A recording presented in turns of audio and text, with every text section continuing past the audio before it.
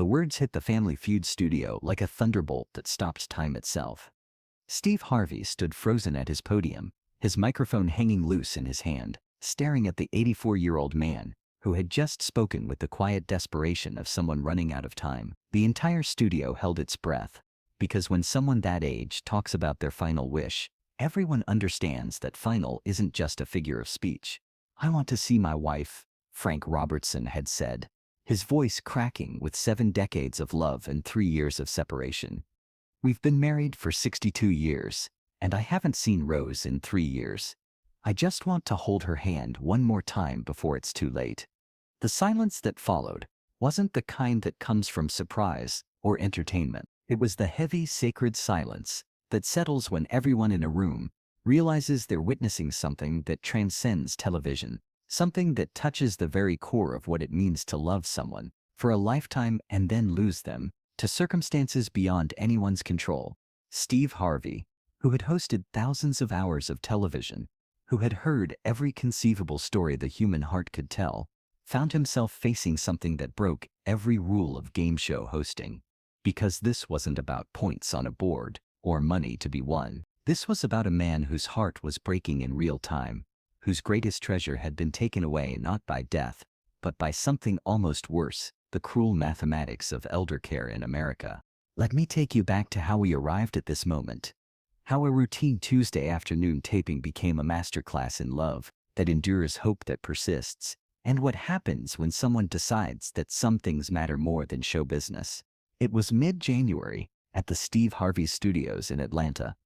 The holiday decorations had been taken down, leaving the studio feeling somehow more intimate, more focused. The energy was typical for a Family Feud taping: competitive families, enthusiastic audience, and Steve Harvey ready to bring his signature blend of humor and heart to America's living rooms. The Robertson family from Valdosta, Georgia, had made the 3-hour drive to be there, but this wasn't a typical family outing. Frank Robertson, 84 years old, and the family patriarch, sat in the front row of the audience, flanked by his son David, his daughter-in-law Susan, and his granddaughter Emily. What made this different was that Frank shouldn't have been there at all. Frank lived at Sunset Manor, a state-run nursing facility in Valdosta. At 84, with diabetes, mild dementia, and mobility issues that required a walker, Frank was what the facility called high maintenance.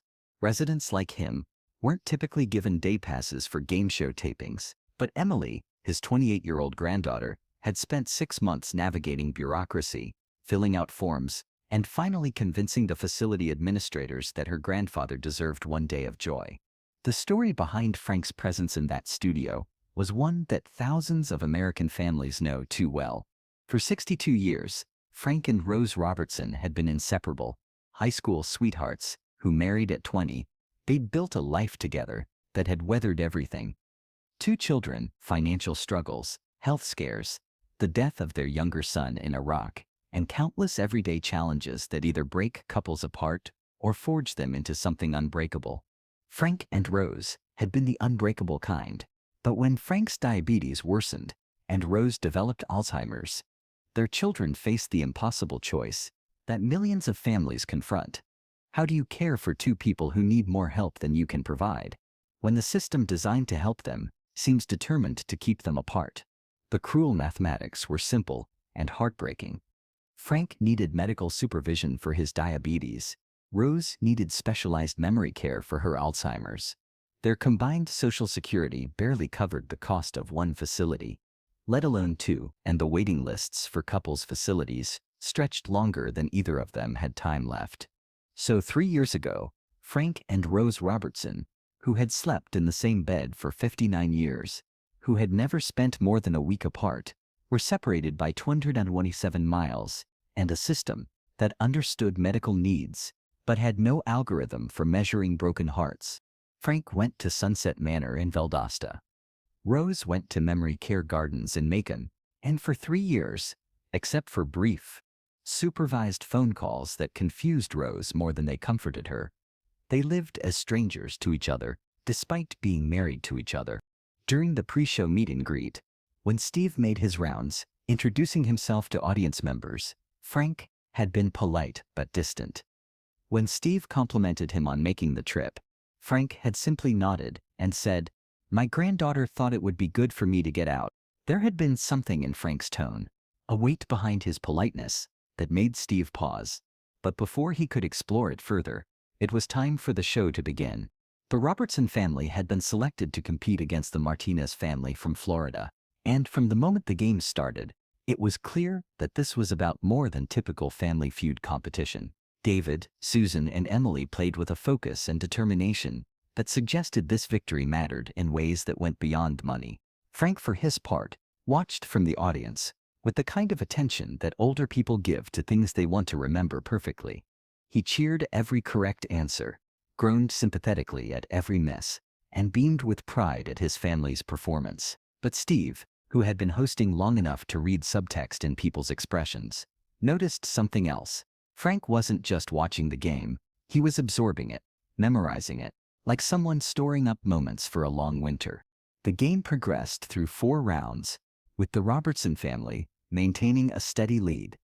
Steve was in his element, making jokes about David's competitive nature, playfully teasing Emily about her speed on the buzzer, and working the crowd with his usual charm. But he found himself repeatedly drawn to Frank, sitting in that front row, watching everything with an intensity that seemed disproportionate to a game show.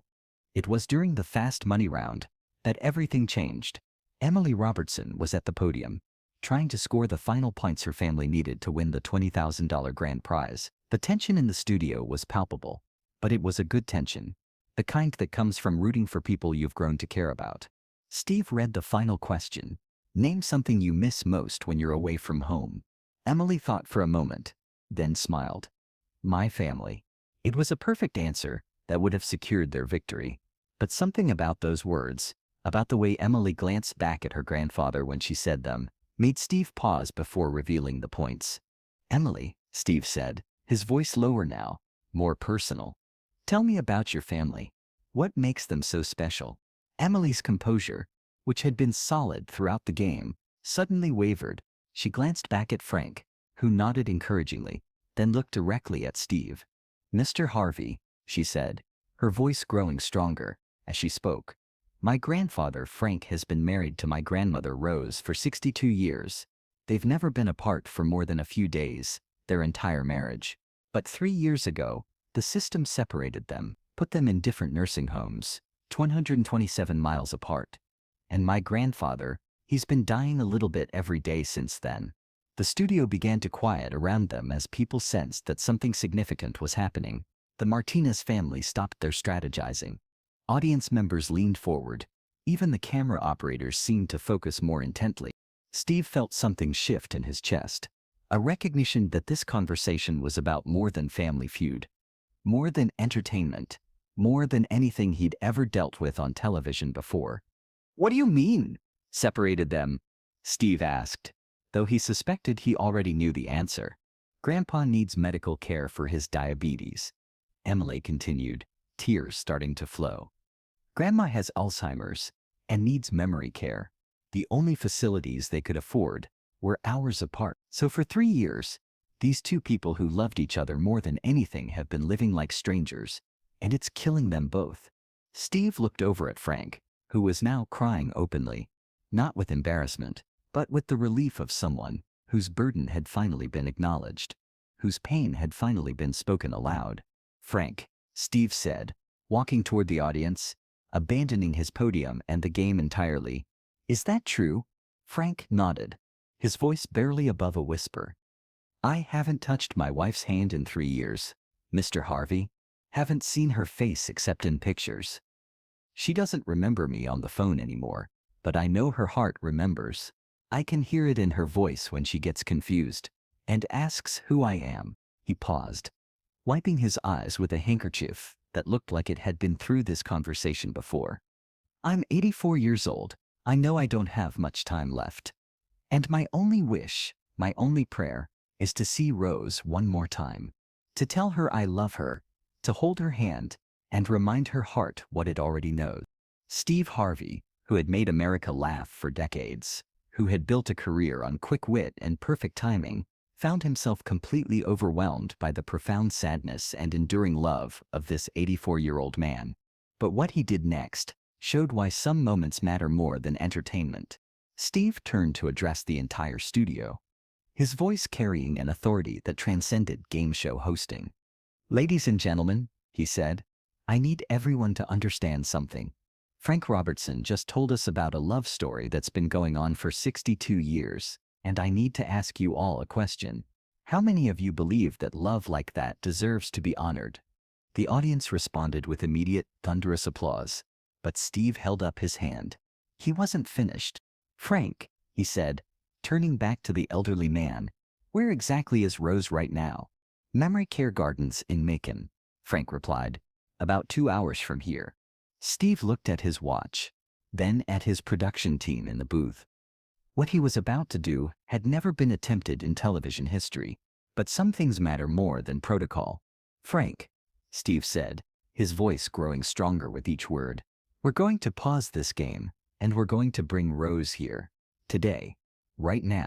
The studio erupted, not with polite television applause, but with the kind of emotional response that comes from witnessing something that restores faith in humanity. People were on their feet, crying, cheering, understanding that they were about to witness something that transcended entertainment. Behind the scenes, Steve's production team went into overdrive. Phone calls were made to Memory Care Gardens. Transportation was arranged. Medical clearances were obtained.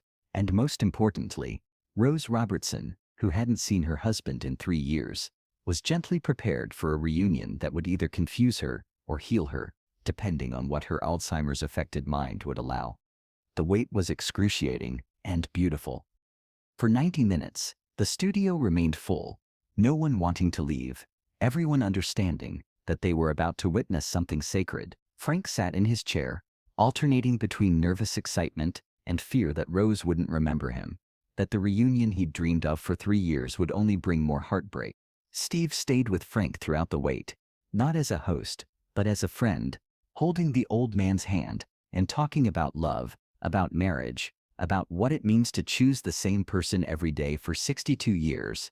"Frank," Steve said during one quiet moment, "what if she doesn't remember you?" Frank smiled through his tears. "Then I'll remember for both of us. Love isn't about being remembered, Mr. Harvey. It's about remembering, and I remember every day of the last 62 years." When the doors at the back of the studio finally opened and Rose Robertson was wheeled in by her caregiver, the silence was absolute. Rose, 81 years old and fragile from Alzheimer's, looked around the bright studio with confusion and slight fear. At first, she didn't see Frank. Her eyes swept the room, taking in the lights and cameras and crowd of strangers. Then her gaze found him. For a moment, nothing happened. Rose stared at Frank with the expression of someone trying to solve a puzzle with missing pieces. Frank held his breath, his heart breaking and healing simultaneously as he looked at the woman he'd loved for 6 decades. And then Rose smiled. Not the polite smile of someone being social, but the radiant, recognizing smile of a woman who had found exactly what her heart had been missing. "Frank," she said, her voice carrying across the silent studio like music. "Frankie, is that you?" Frank tried to stand, but his legs wouldn't support him. Steve immediately moved to help, and together they got Frank to his feet and walking toward Rose. The distance between them was maybe 50 feet, but it felt like Frank was crossing 3 years of separation, 3 years of loneliness, 3 years of loving someone he couldn't touch. When Frank reached Rose's wheelchair, he knelt down with great difficulty and took her hands in his. The hands that had held hers on their wedding day, that had comforted her through the loss of their son, that had built a life together through 62 years of joy and sorrow. "Hello, beautiful," Frank whispered. Rose looked into his eyes, and for a moment, the fog of Alzheimer's lifted completely. "I've been waiting for you," she said simply. "I couldn't remember where you were, but I knew you were coming back." Frank leaned forward and kissed his wife's forehead, and in that moment, every person in that studio understood that they were witnessing love in its purest form. Love that survives separation, that endures confusion, that transcends memory and disease, and all the cruel circumstances that life can impose. "I'm here now," Frank said. "I'm here, and I'm never leaving you again." Rose reached up and touched Frank's face with trembling fingers. "You look older," she said with a slight smile. Frank laughed through his tears. "So do you, but you're still the most beautiful woman I've ever seen." Steve Harvey, who had orchestrated this reunion, who had made it possible through sheer force of will, and the understanding that some things matter more than television, found himself crying as openly as everyone else in the studio. The reunion that followed was both heartbreaking and healing. Rose's memory came in waves. Sometimes she remembered exactly who Frank was and why she'd missed him so desperately. Other times she looked at him with confusion, asking the caregiver who this nice man was. But through it all, Frank held her hands and told her stories of their life together, reminding her heart of what her mind couldn't hold on to. The episode that aired 3 months later became the highest-rated program in Family Feud history. But more importantly, it sparked a national conversation about elder care, about keeping couples together, about the cost of love when the system treats it as luxury rather than necessity. Frank and Rose Robertson were moved to the same memory care facility within 2 weeks of the episode airing, their costs covered by donations that poured in from viewers who had been moved by their story. They spent Frank's final 8 months together, sharing a room, holding hands, loving each other through Rose's good days and bad days, through Frank's declining health and Rose's fading memory. Frank passed away peacefully in his sleep, holding Rose's hand. Rose, despite her Alzheimer's, seemed to understand the loss and grieved in the way that hearts grieve, even when minds can't comprehend. She lived for 6 more months, and according to her caregivers, she spent those months talking about her husband Frank, remembering pieces of their love story even as other memories faded. At Frank's funeral, which Steve attended along with hundreds of people whose lives had been touched by the couple's story, Emily spoke about the gift her grandfather had been given in his final months. "Grandpa always said that love was a choice you made every day," she said. "But sometimes, the system makes it impossible to make that choice." Steve Harvey didn't just reunite our grandparents. He reminded all of us that love isn't a luxury, it's a necessity. And when 2 people choose each other for 62 years, society should find a way to honor that choice. Steve spoke at the service, his voice steady but emotional. "Frank and Rose taught me that real love doesn't have an expiration date. It doesn't fade with memory or diminish with age. And when you find that kind of love, you fight for it. You move heaven and earth to protect it, because it's the most precious thing in this world." The Steve Harvey Foundation established the Frank and Rose Robertson Fund, dedicated to keeping elderly couples together when they need care. The fund has helped hundreds of couples avoid the separation that nearly broke Frank's heart, ensuring that love stories that began decades ago don't have to end in different buildings. Every year on Valentine's Day, Steve takes a moment during his show to remember Frank and Rose Robertson. He tells their story to new audiences, reminds viewers about the importance of honoring love in all its forms, and encourages people to check on the elderly couples in their communities. And in memory care facilities across the country, staff members have been trained to understand that sometimes the best medicine isn't found in a pharmacy. Sometimes it's found in making sure that the person you've loved for a lifetime is close enough to hold your hand when you need them most. Frank and Rose Robertson's story became more than just a television moment. It became a reminder that love is worth fighting for, that some separations are too cruel to accept, and that sometimes a game show host with a big heart can move mountains to ensure that 2 people who chose each other 62 years ago get to choose each other one more time. Because sometimes an 84-year-old man's simple wish can change everything. Sometimes love really does conquer all. And sometimes the most beautiful victories happen not when couples meet, but when they get to stay together, even at the very end.